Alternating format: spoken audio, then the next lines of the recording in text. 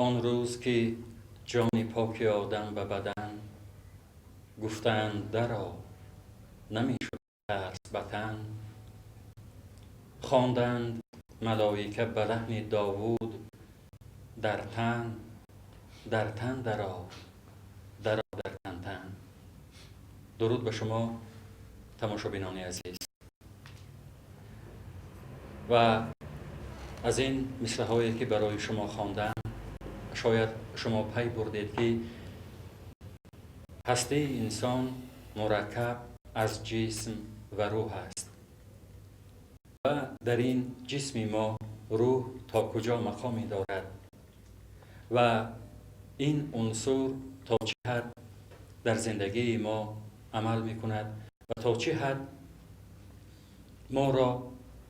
با این جهان و شاید جهانهای ناشناخته آشنا می سازد. یعنی روح، بدن و روح، انسان و روح. از این رو ما سلسله برنامه را آغاز کردیم که با شما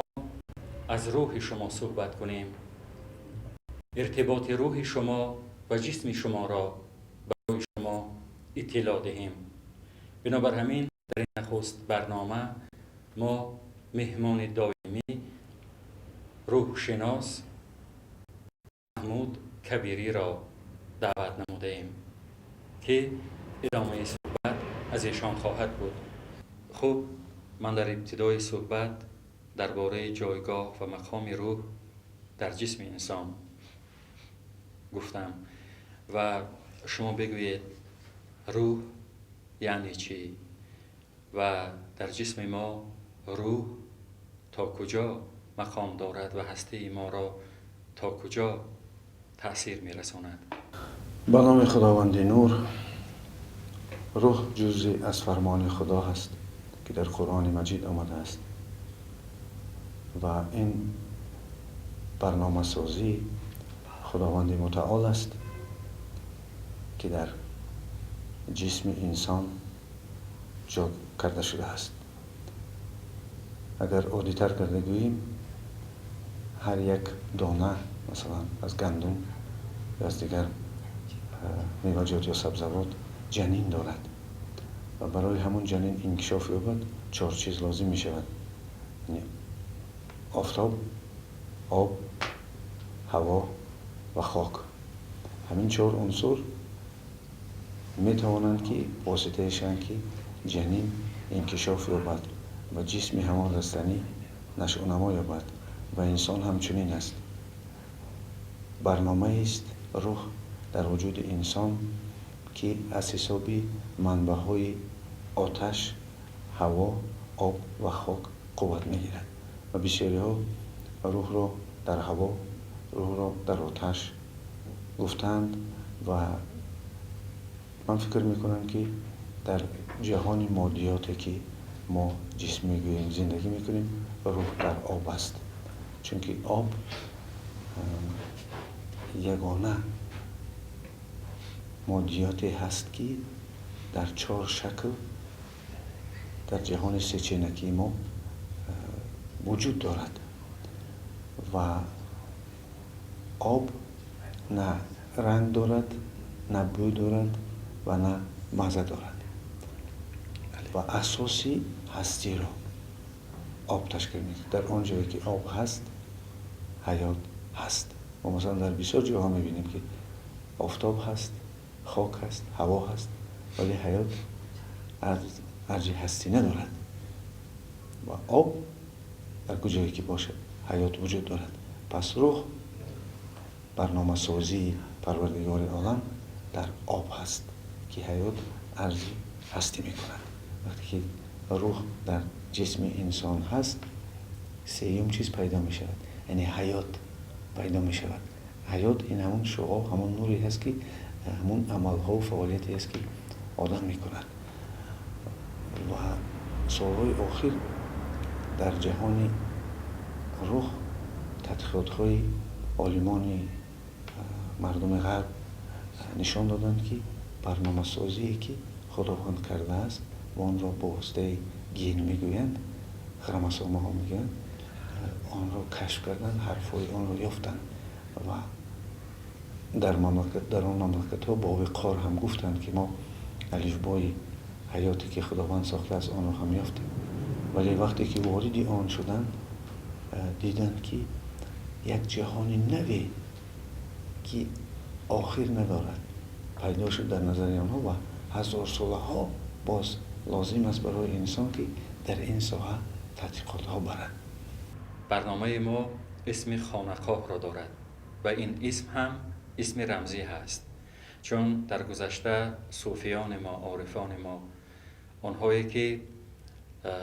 دانش‌های بلند روحانی داشتند در خانقاه ها سکونت می‌ورزیدند و در آنجا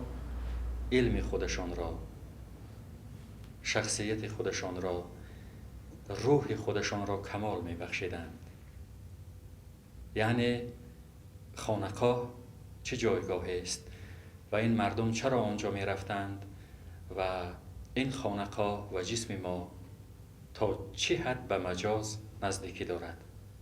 انسان وقتی که یعنی جسمش انکشاف می‌یابد و جسم تا 25 سالگی انکشاف می‌یابد و از 13 سالگی احساس انکشاف می‌یابد و تا 34 سالگی دوام می‌کند و از 7 سالگی عقل انکشاف خود را سر می‌کند و در 40 سالگی پخته می‌رسد و بعد 40 سالگی معنویات انسان، روح انسان انکشاف خود را سر می‌کند و برای آنکه روح انکشاف یابد آدم باید جسماً، احساساً و عقلاً به این تیار باشد، چون که روح در جای خشک و خالی انکشاف یافتن نمی‌تواند و در هر حجره ما روح جا دارد. وقتی که شخصانی که در انکشاف روحی خود به درجات می‌رسیدند و آنها را به شکل رمزی صوفی می‌گفتند و خانقاه را آنها چنین می‌حسابیدند که خانه یعنی جای مکان جایی که مستحکم است و این در نظر داشتن نه خانه‌ای که ما می‌گوییم در جمعیت می‌سازیم، بلکه خانه بیولوژی تن خود را و قاه همچون فهمشات غالب، یعنی غالبی تن خود، مالک نفس خود و هر کس وارد خانقاه میشد کسی که او در انکشاف روحی به درجات رسیده بود و غالبی نفس، غالبی مالکی نفس خود، احساس خود و عقل خود شده بود. برای به مردم تعریضی کردن، به مردم را دعوت کردن یا که مردم را تبلیغ طرزی حیاتی روحانی و معنوی کردن در آنجا جمع می شدن. شما پیشنهاد کردید پندار سالم، گفتار سالم و رفتار سالم، یعنی با علاوه کردن کلمه سالم شما چی گفتن می‌خواهید یا چی را در نظر دارید؟ در همه دور و زمان که ما اگر که انکشافی تاریخی تصوف خود بینیم، توجهی مردمی که حاکم بودند، حاکم زمان و حاکم وقت بودند به این مردم زیاد بود، چون که اینها معنویات جامعه را پر میکردند و زمانی که زردشت همچون پیغمبر این پندار نیک، گفتار نیک و رفتار نیک را شعار خود کرد، مفهوم نیک از آن زمان تا حاضر بسیار وسیع و برای اکثر مردم نامعلوم و نامفهوم شده است. نیکی کردن با کدام معنا است یا که مفهوم نیک چی هست، در کدام جمعیت این را چقدر قبول میکنند و هر یک شخص این را چقدر قبول میکند کمی وسیع تر شده است و ما میدونیم که هست حدیث پیغمبر که نیکی به مورد ظلم است. بله. نیکی از این برمیآید که نیکی هم وقت خود را داشته است، جای خود را داشته است و وقتی که ما با توجه کردیم به روش روانی معنی سر انسان و علم حاضر زمان هم این را اثبات کرد که پیش از آن که عملی یا گفتاری ظاهر شود اول فکر پندار در سر پیدا می شود و بعد فکر پیدا می شود گفتاری آدم و بعد گفتاری آدم پیدا می شود رفتاری آدم. یعنی که اگر تا آدم اول فکرش را درست نکند رفتارش درست نمی شود و توجه ما هم در همین است که به باطن انسان سر و کار داریم و ما این را که پندار نیک گفتار نیک و رفتار نیک همچون رمز دینی که بود ما این را گفته نمی توانیم و ما چیزی طبی آن را روانی آن را که در کلمه سالم راست می آید گفتیم که سالم بودن یعنی به معنای بی ضرر بودن، بی نقص بودن، بی کمبودی بودن است که برای جمعیت حاضره ما برای جمعیتی که از ما انکشاف یافته ایستاده است و زینه های خود را گذشته ایستاده است بسیار موافق می شد که پنداری سالم یعنی فکری سالم، فکری که دیگران را ضرر نمی کند، فکری که خودش را ضرر نمی کند، فکری که فایده آور است. سالم یعنی شفا یافته از اسم ذات پروردگار، صفت ذات پروردگار سلام که سلام معنایش بی نقص و بی عیب است که ما هر روز به یکدیگر السلام میگوییم، خدا را به یاد میاریم و به یکدیگر بی نقصی و بی عیبی میخواهیم و وقتی که فکر سالم شد چون که بیماری های فکری هم هستند و پیش از آن که بیماری جسمی سر زند بیماری فکری پیدا میشه. اول فکر در معنی سر بیمار میشود و آن فکر گفتار را یعنی که اظهار کردن فکر را ویران میکند و بعد آن که اظهار کردن ویران شد رفتار یعنی که بیماری خروج میکند و چیزی که گفتیم روشی که در معنی سر میشود اول از فکر سر میزند و فکر را معنی تصدیق میکنند بعد تصدیق کردن او را به مرکزی براک میگویند مرکز حرکت دهنده نطق و آنجا پرتافته میشد و با اجازتی گویم شعور معنی او را انتشار میکنند و رفتار هر رفتاری که آدم میکند وابسته از آن است که در ضمیرش در فکرش در نیتش چه بود. از این لحاظ ما اگر توانیم که مردم نیازمند را فکرشان را سالم گردانیم گفتارشان هم سالم می شود و رفتارشان هم سالم می شود که این باعثی به بهبودی جمعیتی و بهبودی عائلوی و به بهبودی فردی آورده می رسد. خب چون شما طبیب روح شناس هستید فکر انسان به چه گرفتاری های می تواند مبتلا گردد؟ اگر به انسان از روی نقطه نظر علم نگاه کنیم در انسان هم رستنی هست هم حیوان است و هم انسان است و هم روح است یعنی که انسان از عالم ملکوت است. عالم رستنگی و ما طلبات های نفسی ما را داده است که این اثباتش در آن است که مغز مابینی داریم و مغز مابینی ما فقط خوراک و خواب و نفس و این چیزهایی رو طلب میکند که در رستنی هستند و البته چنین فکر در سر انسان ها هست که برای خوردن برای یافتن روزی و برای مهنت کردن پیدا می شود که ما چنین می حسابیم این حساب ما شرطی است آدم هایی که فکرشان فکرهای نفسانی هستند و اگر ما بغیر از این باز به انسان های نگاه کنیم که در عالم احساس زندگی میکنند و برای آنها باز فکرهای کیفیت احساسی حرکت حسیات و مهر و محبت نفرت و بدبینی این با آن آورده میرساند که معنی سر ما فکرهای احساسی میگه که برای احساسی آدم را قانع کردن است و چنین آدمان را ما میتونیم بگیم که آدم‌های احساسی هستند و باز فکرهایی هستند که برای مضمون حیات برای مقصدها داشتن در زندگی و با آنها رسیدن و فهمیدن حیات و فهمیدن دنیایی که ما رو احاطه کرده است.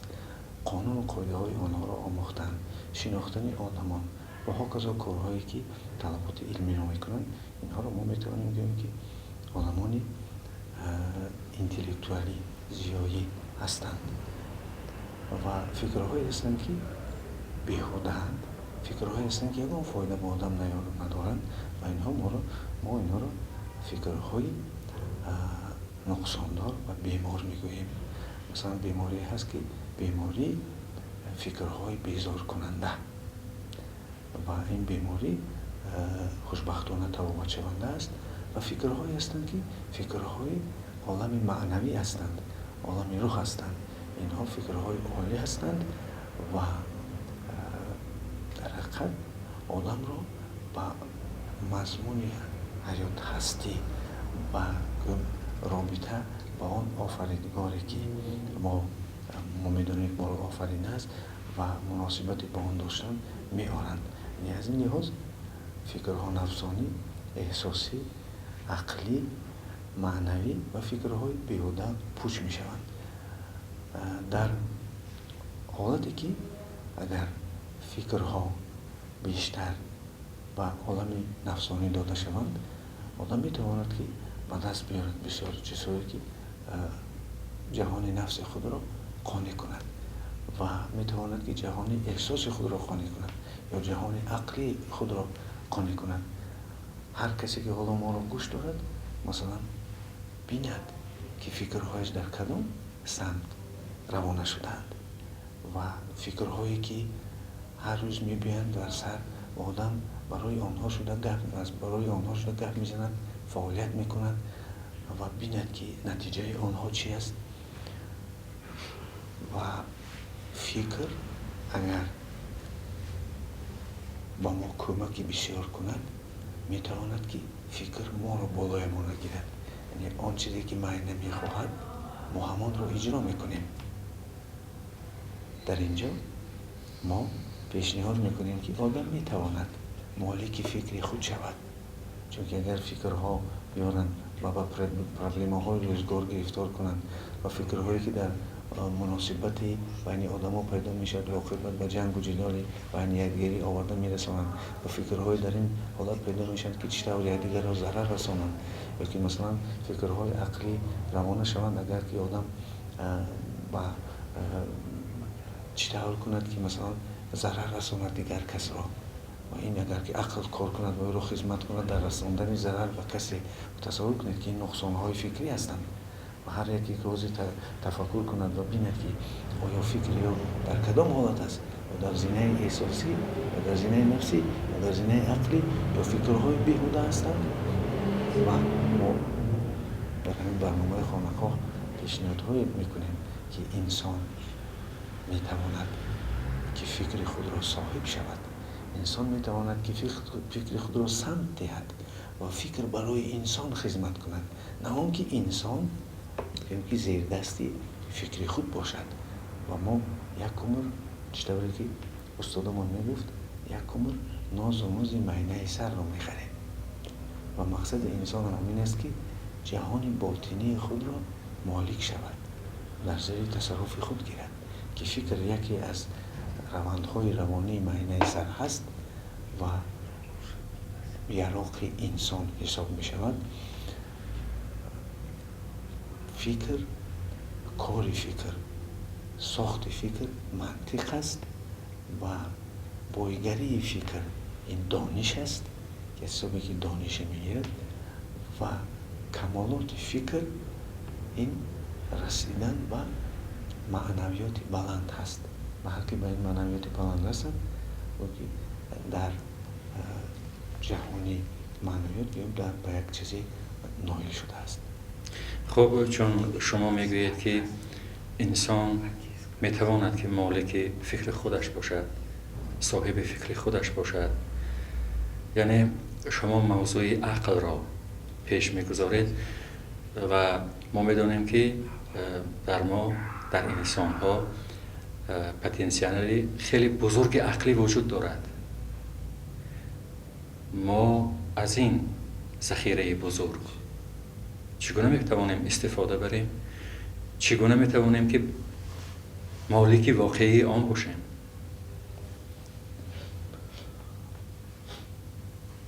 اگر تاریخی خلق‌های گوناگون را آموزیم،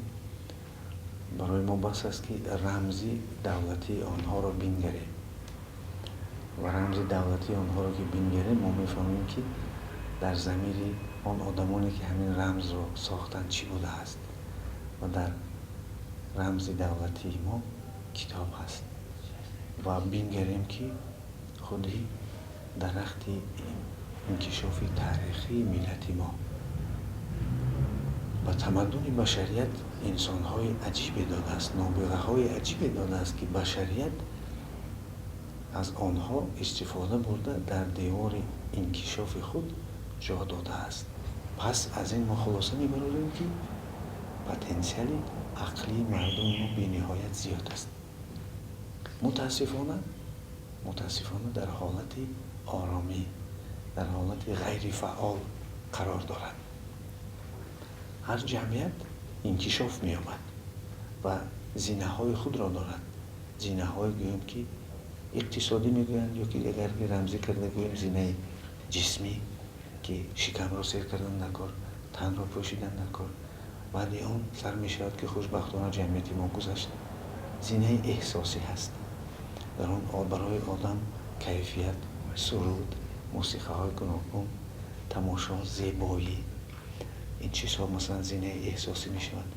که حالا جمعیت ما این زینه را گذاشته ایستاده است و هست زینه عقلی. زینه عقلی اگر ما با انکشاف دیگر خلق و جمعیت ها بنگریم، میبینیم که آنها در مدت 50 یا 100 سال از احساس و زینه عقلی میگذشتند. این اگر گوییم به شکل طبیعی اگر گذرد، ولی کارهایی هست که میتواند این روند و این روشی گذشته جمعیت را از زینه احساسی به زینه عقلی تیزاند. و یکی از اینها چیزهایی بود که از حساب شرایط پیدا میشد. شرایط تنگ، شرایط وزمین، عقلی ملت را مجبور میکرد که به انکشاف رود. مثلا ما مردم یپان میگیریم، شرایط مدهش، دایم زمین لرزه، خانها مجبور کرد که خانه های سازند که مستحکم باشند، عقل خود را استفاده کنند در مثلا ساختمان خانه های مستحکم که حتی همون بناهای آسمان خراش آنها در بالای ریلس ها هستند یا که بالشت های ریزینی دارند. این نشان می‌دهد که شرایط آنها را مجبور کرد، یا که مردم اروپا را زمانی بود که ترک‌های عثمانی چنان مجبور کردند که آنها برای تجارت و روزگار خود به بحر و اقیانوس‌ها خود را زدند و این سبب آن شد که آنها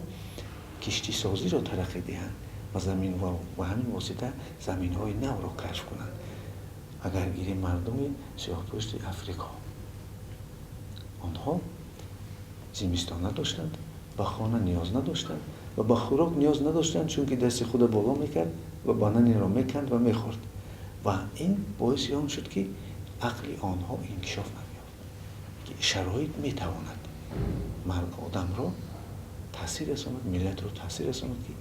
انکشاف عقلی را تیزد. دوم، ما زمان شوروی را میگیریم که مبارزه محو با بیسوادی بود و اینفرماتیو است، یعنی صاحب اطلاع کردن مردم هم میتواند که زینه عقلی را تیزاند. ما در این ساحه میتوانیم توجه به مکتب‌های خود کنیم که آنها چقدر توانند که صاحب اطلاع کنند مردم را در باره جهان عقلی. مردم ما میتواند که این روند را تیزتر گذرد و در این ساحه ما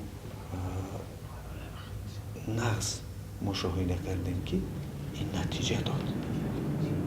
وقتی که شوروی در مدت کوتاه مبارزه با محو بیسوادی بود، بسیاری مردم را توانست که یکی صاحب علم کنند و ما باید فراموش نکنیم وصیتی سردفتر ادبیات معاصر تاجیک صدرالدین عینی را که گفته بود که تاجیک باید 2 ساعت کتاب خواند و این چیز را درک کرده بود و میدونست که صاحب اطلاع شدن روند عقلی را میتیزاند. و سوم اون چیزی که ما پیشنهاد میکنیم مخصوص مشق‌های روحی هستند که میتوانند